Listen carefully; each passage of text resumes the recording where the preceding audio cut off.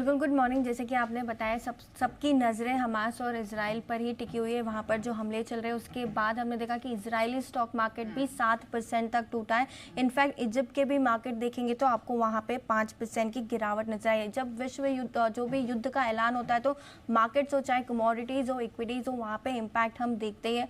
और 50 साल पहले जब 1973 में युद्ध हुआ था, उसके बाद हमने देखा था कि जो कच्चे तेल के भाव है वो वहाँ पे मल्टीफोल्ड इंक्रीज आते हुए नजर आए थे। लेकिन 1973 की डिमांड सप्लाई की इक्वेशन अलग थी, आज की सिचुएशन की इक्वेशन जो है वो अलग है। इसलिए ब्लूमबर्ग की भी रिपोर्ट्स है और काफ़ी सारे रिपोर्ट्स है वो इंडिकेट करते हैं कि आज की सप्लाई सिचुएशन, आज की डिमांड सिचुएशन, आज की जो सिचुएशन है क्रूड ऑयल को लेकर वो अलग है। हालांकि नियर टर्म में आप जंप बिल्कुल देखेंगे कमोडिटीज़ के भाव में, चाहे वो सोना चांदी हो, क्रूड, और इनफैक्ट आज सुबह भी अगर आप देखें तो कच्चा तेल 4% ऊपर। बीते हफ्ते हमने देखा था कि कमजोरी भरा सेशन रहा था क्रूड के लिए, लेकिन सोमवार की सुबह 4% ऊपर आपको क्रूड नजर आ रहा है। $88 के पास आपको फिलहाल क्रूड ट्रेड करते हुए दिखेगा।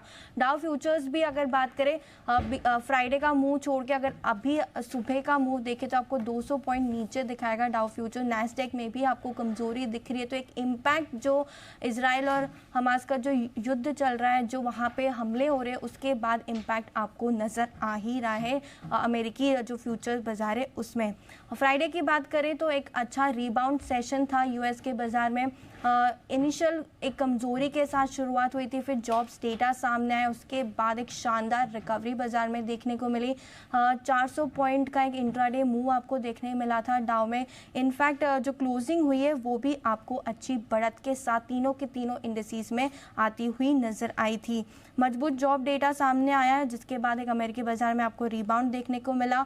S&P और नैस्डैक में अगस्त के बाद हाईएस्ट इंट्राडे गेन भी आपको नजर आया था दोनों ही इंडेक्स में। और 4 हफ्तों की जो गिरावट थी उसका जो सिलसिला था वो भी टूटते हुए हमने फ्राइडे के दिन देखा। इनफैक्ट पिछले हफ्ते हमने बात भी की थी कि डाउ ने सारी जो बढ़त है 2023 की वो गवा दी थी, लेकिन वहाँ पे आपको नजर आएगा फ्राइडे में हल्की फुल्की आपको बढ़त भी दिखी। S&P भी देखे तो आपको 1 से 1.25% की बढ़त दिखा रहा है। और नैस्डैक जो टेक हेवी स्टॉक्स थे वहाँ पर भी अच्छा रिबाउंड आते हुए नजर आता है। अब जॉब्स डेटा जो इतना सरप्राइजिंग डेटा सामने आया, इतना मजबूती वाला डेटा सामने आया, वो भी मैं आपको बता देती हूँ। 8 महीनों में सबसे अधिक नौकरियाँ जो है वो जोड़ी गई।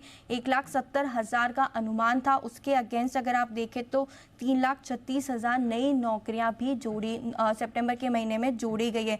हालांकि एक पॉजिटिव यहाँ पे जो इन्फ्लेशन को डेटा होता है, वेजेस का जो डेटा होता है, वेतन का जो डेटा होता है, वो अनुमान से थोड़ा कम आया। तो दोनों ही तरफ के आपको डेटा दिखेंगे।